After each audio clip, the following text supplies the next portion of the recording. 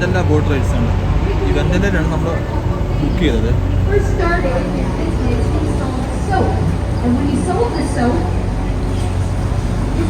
ഒരു 45 മിനിറ്റ്സത്തെ റൈഡാണ്.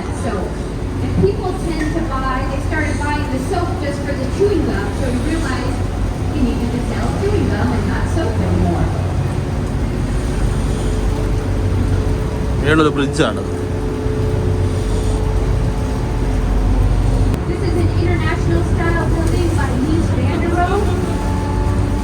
ഈ ബിൽഡിങ്ങിനെ കുറിച്ചാണ് അവർ എക്സ്പ്ലെയിൻ ചെയ്യുന്നത്. മേളി അവർ എക്സ്പ്ലെയിൻ ചെയ്യുന്നുണ്ട് ഇവിടുത്തെ കാഴ്ചകളെ കുറിച്ച്.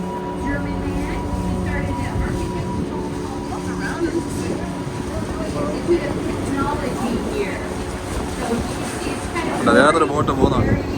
Online site seeing.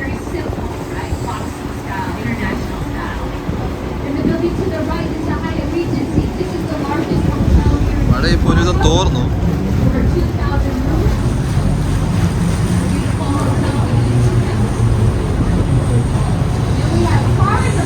ഫ്രണ്ടിലും വേണം ഇപ്പോൾ ഒന്ന് നമുക്കൊന്ന് കാണാൻ പറ്റും.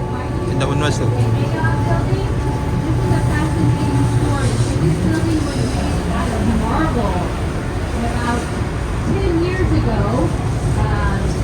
or after 10 years when it was made of marble. We have some pretty cold winters here in Chicago, and they started noticing it was deteriorating, so they had to remove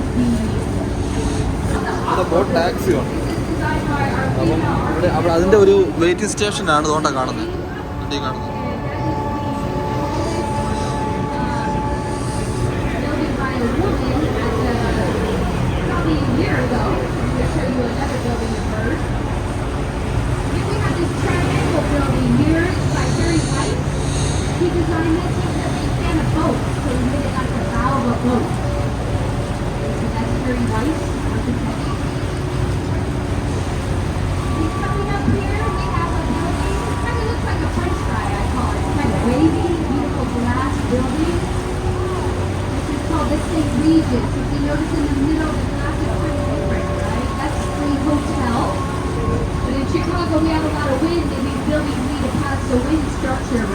അപ്പുറത്ത് പോയി കാണാൻ പറ്റും.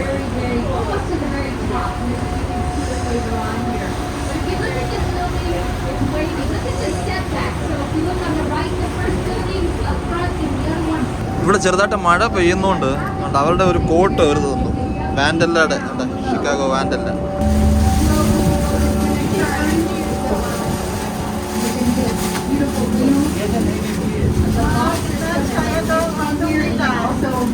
അതുകൊണ്ട് സംഭവം കാണുന്നില്ലേ, അവിടെ നമ്മൾ പോകുന്നുണ്ട്. അവിടെയൊക്കെ പോയി ഒന്ന് കണ്ടിട്ട് വരാം.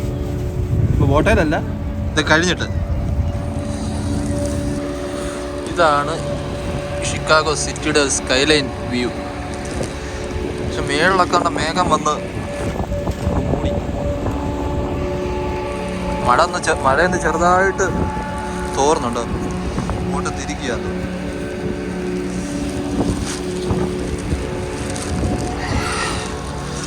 ഇതെൻ്റെ പുറത്തുള്ള വ്യൂ ആണ്. ആക്ച്വലി നമ്മൾ വന്നിപ്പോൾ അപ്പർ ഡെക്കിലാണ് വന്നേക്കുന്നത്.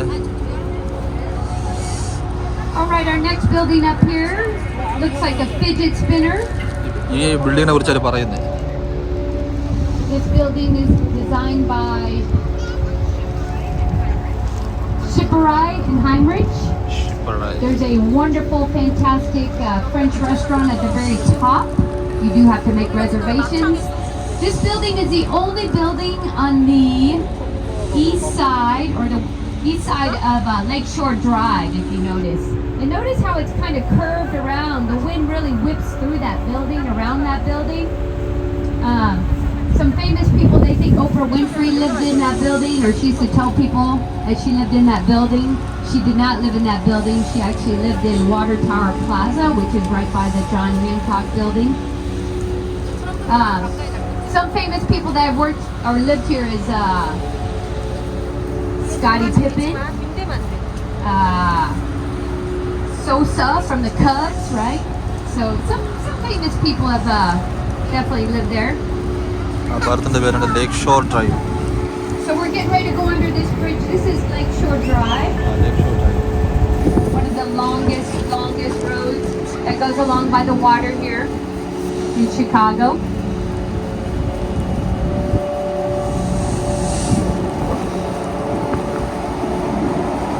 That our bridges are painted. Anybody want to take a guess? No? Purple. Bordeaux red. It's Bordeaux. French, right? French. Color. Bordeaux, French, yeah. അവിടെ നേരത്തെ ഉണ്ട് So Trump tower. looking at the right-hand side, a lot of architects aren't fond of this building, these couple of buildings right here on the right-hand side because of the coloring. They feel there's too much coloring on the building. ഈ ബിൽഡിങ്ങിനെ കുറിച്ച് അവർ പറയുന്നത് This building, architects are Stefano and Partners. If you notice at the building here, look at the very top. Very top, it's kind of curved. What does it remind you of when you look at that building? Statue of Liberty. Good job. Obviously, it's from New York, right? These buildings, this is one of the places, being a tour guide, you definitely can't afford to live in this building, but I do look at places in this building all the time because I would love to live here. It's kind of the quieter part of town. Just so you know, this is Streeter View. Just so you know, this side is Streeter View. Streeterville, sorry. This is the area. If you look far to the right, you can see two antennas, kind of a cross. See the crosses kind of on that building. It's black. That's a John Hancock. You see at the very top, the 96th floor. You can have a cocktail up there, and it's amazing view up there in the city. I live in the city. That's probably my favorite place to go up and see the views of the city. Wow. Even today, it wouldn't be bad to go up there. It's no reservation, so you just go up there. First come, first serve. So keep that in mind. And make sure you go in the women's restroom because that is the best view of all. Okay? So take your phone in there and take a selfie in there. It's pretty phenomenal. So here we are. This hotel right here is where Sheraton Hotel. Obama, when he came down to Chicago, Obama was here, and they closed this in the Grand Ballroom right here at the Sheraton stayed, and they actually closed down the river. One of our boats got caught in it, and I think he said he was on the river for 4 hours or 3 hours. He had to entertain all the guests. And it was so long, he called the boss, and he's like, what do I do? And they're like, I guess you need to open the bar because they're stuck on the boat, right? So they have the largest Grand Ballroom here, this hotel, the Sheraton. And you look to the right here, this is the NBC Tower. Notice the buttresses, they're kind of square. Okay. It models the New York building, right? Rockefeller, right? So it's kind of the smaller version here. And then we have a school here, the University of Chicago right here. This is just a small part of the school. The other school's on the other side of town. But when you look at this building, there's beautiful glass buildings, but when we go past it, you'll see on the right, there's like these little setbacks, and you'll see that's where the classrooms are. There are no windows in the classroom. And I believe how many Pulitzer Prize people have come out of there? Over 90 Nobel winners. So that should tell you something about not having windows in the classroom, right? നേരത്തെ ഉണ്ട് Trump tower ആണ്. Trump tower. That's University of Chicago, total, right? Not just that center right there, okay? Then you see right here we got the Apple store. Oh, Apple So Store. if you lose your phone in the river, you can just walk over there and get a new phone just like that. It's all glass. Look at that. It's very pretty. You can go in there and they're very helpful. And in the back there, you have the Chicago Tribune, the Gothic style. Look at the flying buttresses. We are passing the Wrigley building right now. Look at the clock up there at the very top. It looks like they're all W's, right? Looking at that clock. Looks like there's a W, right? Not the Roman numerals. It kind of looks like a clock there. Okay, we're coming up on the Trump International Hotel and Tower. This is designed by Adrian Smith. This is the second tallest building in Chicago, 1,362 feet. The architects are Skidmore, Merrill, and Owens. This building has a 5-star luxury hotel here at the bottom, and then at the very top are condominiums. This building is made of concrete and it's wrapped in steel. It has glass curtain walls. So see all the reflections? It has setbacks at the very, very top there. Adrian Smith is pretty famous. Right now, the tallest building in the world. Anybody know the name of it? Burj Khalifa, right? Okay, so that is one of these towers and 1.5. He's designing another building in Saudi Arabia, and that's going to be 3 Trump towers. That's how tall it's going to be. So it's pretty amazing, right? So this building, the American Medical Building, American Medical Association, once again, Mies van der Rohe, right? International style, boxy, no ornamentation. The Langham Hotel is in there, 5-star British hotel. They serve tea every afternoon. You can make a reservation. So Mies van der Rohe had a student, his name was Bertram Goldberg. He believed in there are no right angles in nature. And look what he built, our famous Ionic Marina Towers here. So these were built in 1963 and 1967. 19 floors of parking. You cannot park your car. They have it valet for you. And then we have 875 apartments. They're pie-shaped. So when you walk in, it's very narrow. As you go out, it widens, right? He felt that, you know, building a city within a city. So he had a grocery store, a movie theater, a bowling alley. It was all within where you live. Simple, right? It was the largest residential building in the U.S. or in the world at the time. They're always for sale. You can always look to see what they cost. They're always for sale.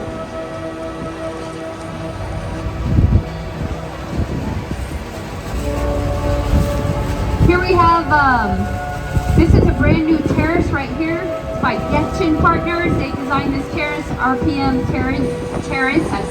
RPM Seafood. And they got a pizza place down below. So when you come back to Chicago in the summer and it's warmer, you can enjoy. This is a Reed Murdoch building, 1914, George Nimmons. This is a typical warehouse in Chicago. It's made out of terracotta, brick, concrete, and steel. If you notice, it's asymmetrical. We had to actually take down a piece of the building to widen the bridge over here on the south. Look at the very top. Notice there's a clock up there, right? The reason there's clocks all over the warehouses in the city is back in the day, watches were a luxury, right? So they had a clock so you could tell what time and when you needed to be at work. And these clocks still work in the city today. I use them all the time. I don't even use my phone anymore. I walk, and the temperature, right? Okay, this building, 320 North LaSalle. This is a LEED Platinum building. So this building does not have air conditioning. How will we cool this building? Is the water in the river. So the water comes in, circulates around, and comes back out. Also at the very top is a greenery, so meaning there's a garden, grass, so it's all very environmental. LEED stands for leadership, energy, environment, and design. So that's a platinum building here in Chicago. Here to the right, this is a merchandise mart. This building was built in 1938. This building is takes up 5 acres. It's 4.5 million square feet. If you look at it, it's Art Deco. So if you notice the vertical lines, it draws your eyes up top. See the ornamentation. And you can see the setbacks at the very top. So a little bit, why was this building built? Well, there was over, if you guys know Marshall Fields, you know, Macy's, Nordstrom's, it's Marshall Fields at the time. He had 14 warehouses all over the city in Chicago, and he wanted one building. So he went in, he asked someone to build this building, right? And what's important about it that you need to know is when the building was finished, guess what happened? The Great Depression, right? So the building cost $30 million to build. They sold it in 1945 for $15 million to the Kennedys. The Kennedys owned it all the way up to 1998. The Kennedys paid $15 $14 million for that building. In 1998, they sold it for $575 million. So the Kennedys still own Wolf Point. This is a historical point here in Chicago. The Native Americans came here, and there was our first tavern, our first hotel. And when they came here, they called it Chicagua. And what does anybody know what Chicagua stands for? It stands for smelly onions, right? Garlic, smelly onions. So, you know, in New York, they have what? The Big Apple? And here in Chicago, we got the smelly onions, right? So the Native Americans, they were the first ones. Very important part of Chicago history. The Kennedys still own Wolf Point today. That building in the middle that's going up, that is the new Salesforce building. Should be done in 2023. So coming up on the right here, see this building? It kind of looks like it's upside down. It's like standing on a Y, right? You see the 2 points and then the one at the bottom. What's fascinating in Chicago is you have to pay for air rights, meaning the railroads underneath, air rights. So to get this building here, this building is, the architect is Gesh & Partners. If you go to see those steel bars, beams in between there, there's 1, 2, 3, 4, 5, 6, 7, 8 of them. They're from Luxembourg, the strongest steel in the world. This building has 160,000 gallons of water at the top to balance the building in the wind. So obviously on a windy day, it's going to adjust. That water's going to move. Now it's all computer generated, right? It's not just water at the top and it's moving left and right. It's all computer generated. But a gorgeous building. And then we have 100 North Riverside. This is a Boeing building. A little bit about Boeing. We just found out last week that they are going to move out of Chicago. Kind of sad. So somebody else will be coming in. This building is built on a cantilever system, meaning underneath there's no stabilization. Remember the air rights we talked about? So when we go, you're going to see as we come across this building, you're going to look up at the very top. And you're going to see like a box X at the very top, the white beams. After we get under this bridge, how many bridges in Chicago? 37 bridges in Chicago. Anybody know a city that has more bridges in Chicago? Amsterdam. So looking at the top, you can see the big X in the middle? So the cantilever, that building is being held up from the very top. Very fascinating, right?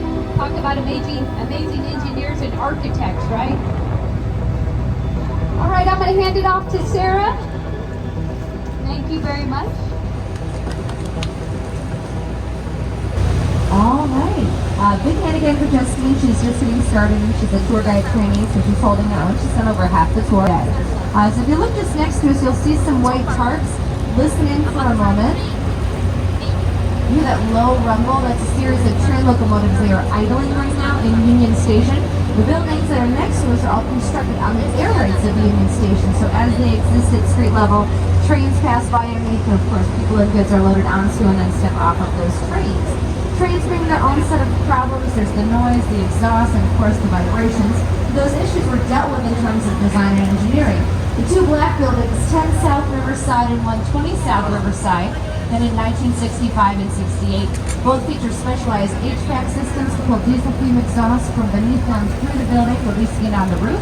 The two buildings are also soundproof, so those common train problems aren't an issue here. If you look ahead of us, you'll see this white building, dark windows, very rectangular.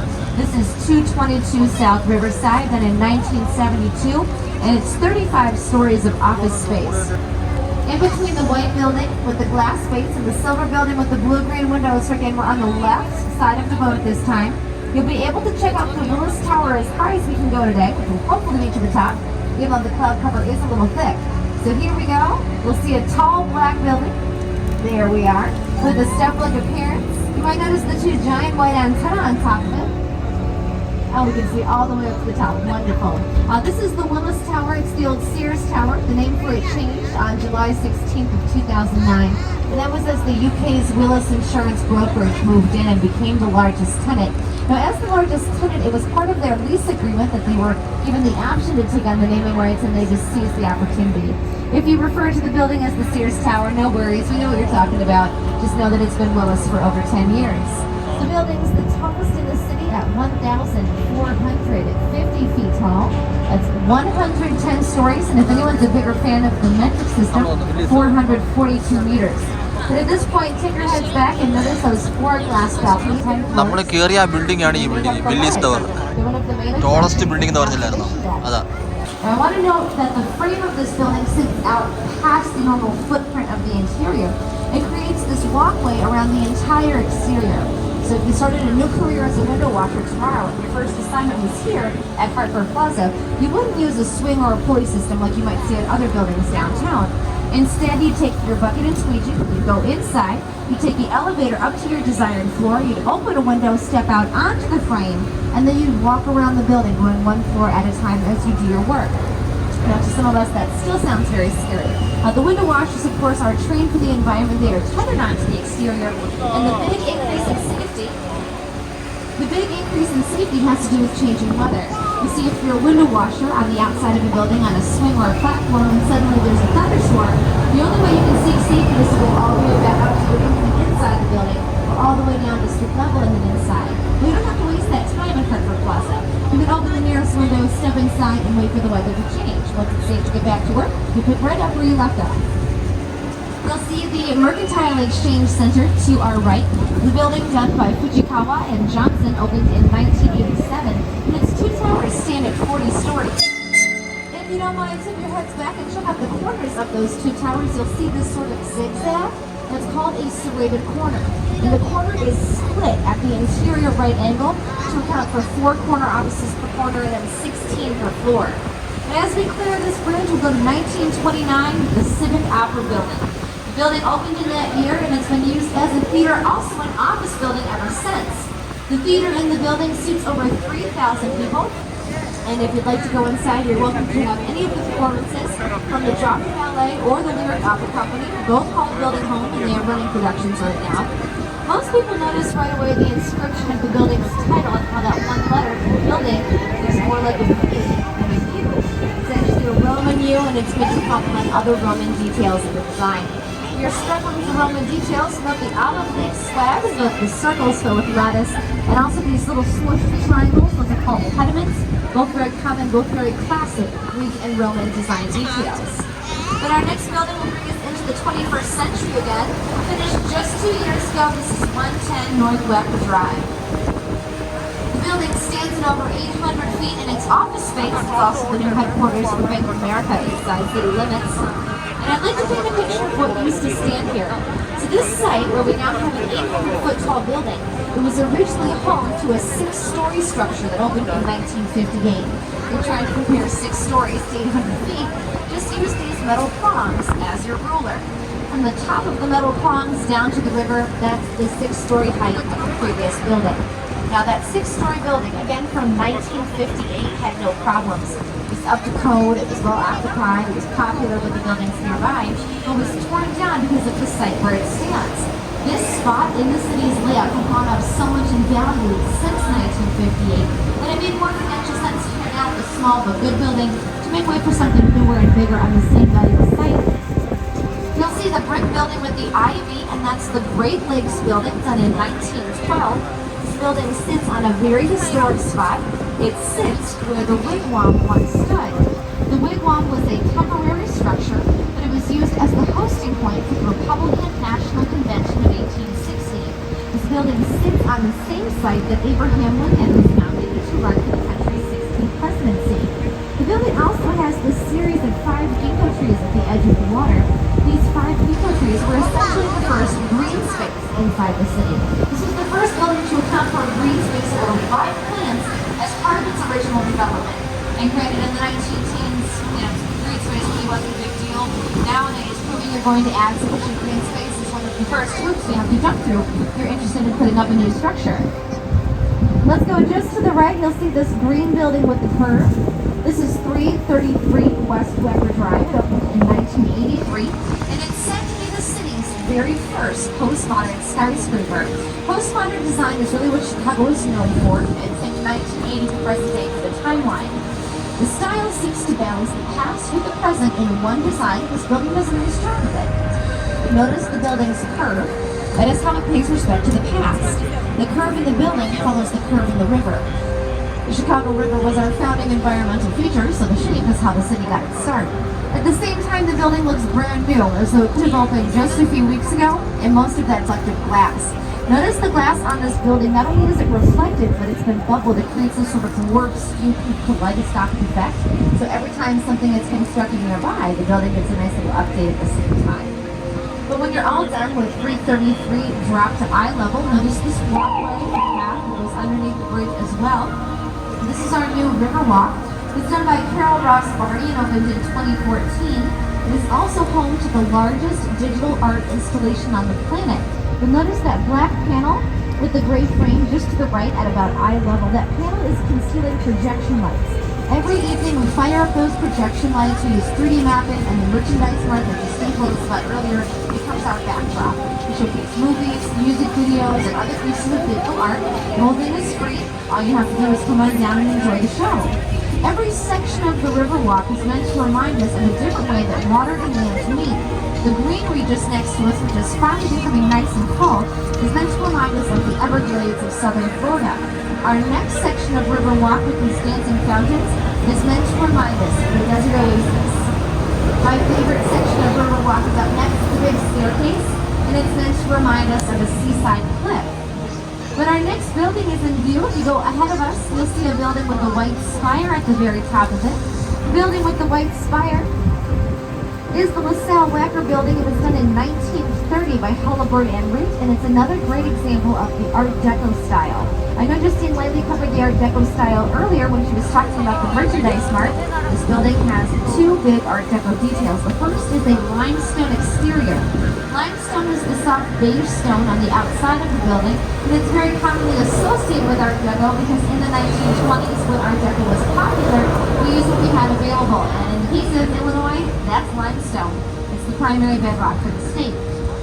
The second big Art Deco detail is now front and center, that big cutout that runs most of the building's height. The rectangular cutout is called a setback.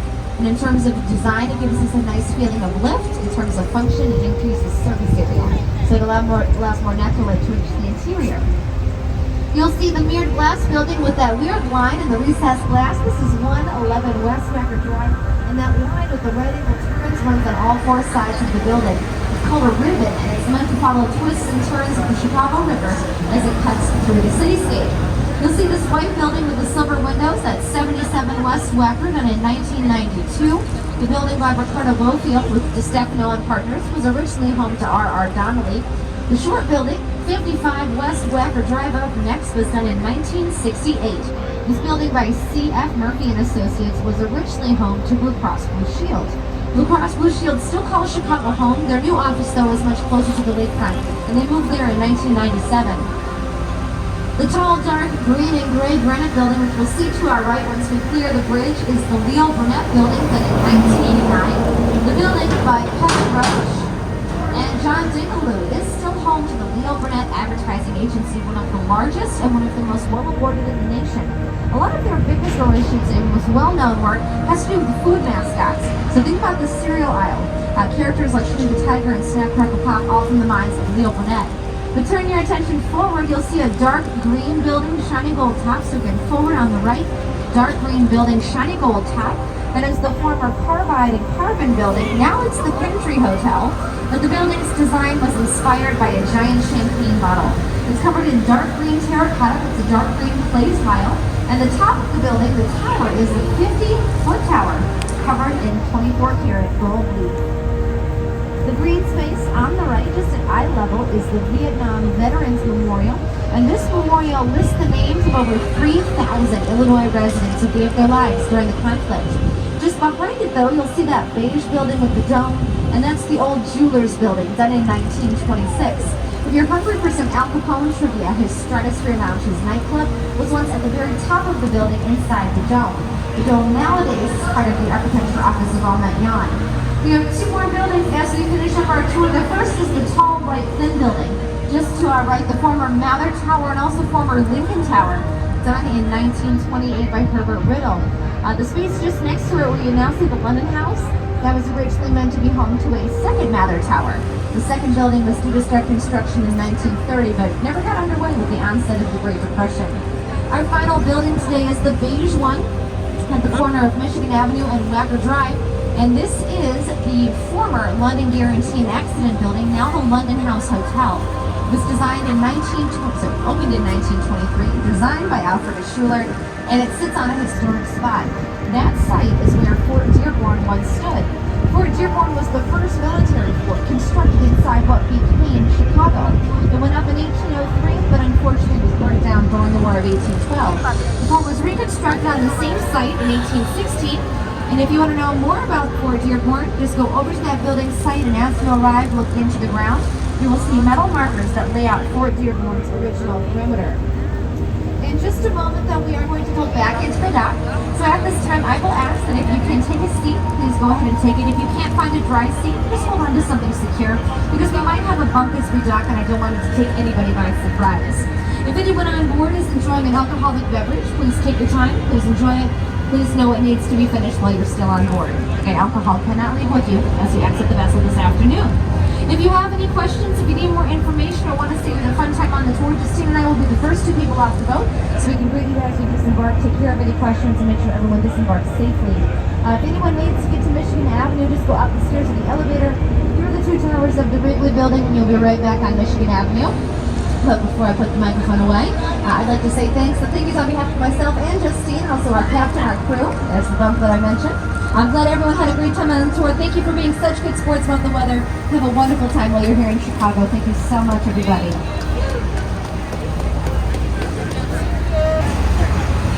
അപ്പോൾ ഇവിടുത്തെ ഈ കാഴ്ചകൾ കഴിഞ്ഞു, നമ്മുടെ ബോട്ടിങ്ങിൻ്റെ പരിപാടികളൊക്കെ കഴിഞ്ഞു. അവർ പറഞ്ഞതെല്ലാം നിങ്ങൾ കേട്ടെന്ന് വിശ്വസിക്കുന്നു. അപ്പം നമ്മൾ ഇത് കഴിഞ്ഞിട്ട് നേരെ താഴോട്ട് ഇറങ്ങുവാണ് കേട്ടോ. ഇവിടുത്തെ കാര്യങ്ങളെല്ലാം കഴിഞ്ഞു. ഇത് കഴിഞ്ഞ് നമ്മൾ അടുത്തോട്ട് പോവാണ്. ബോട്ടിങ് കഴിഞ്ഞു. അപ്പോൾ ഇതൊക്കെയായിരുന്നു നമ്മുടെ ബോട്ടിങ് എക്സ്പീരിയൻസ്. കുറേ ബിൽഡിങ്സൊക്കെ നമ്മൾ കണ്ടു. പിന്നെ ബോട്ടിൽ നിന്ന് കാണുന്ന കാഴ്ചകളെന്ന് പറഞ്ഞാൽ ഒരു പ്രത്യേക തരമാണ്. വളരെ രസകരമായിട്ടുള്ള കാര്യങ്ങളാണ്. രസകരം എന്ന് പറഞ്ഞാൽ വളരെ എൻജോയ് ചെയ്യാൻ പറ്റിയ കാര്യങ്ങളാണ്. അപ്പോൾ ഇന്നത്തെ കാഴ്ചകളും വിശേഷങ്ങൾ ഇഷ്ടപ്പെട്ട് ലൈക്ക് ചെയ്യുക, ഷെയർ ചെയ്യുക, സബ്സ്ക്രൈബ് ചെയ്യാൻ മറക്കരുത്. വീണ്ടും നല്ലൊരു വീഡിയോ കാണുന്നവരെല്ലാവരും stay safe, take care, by.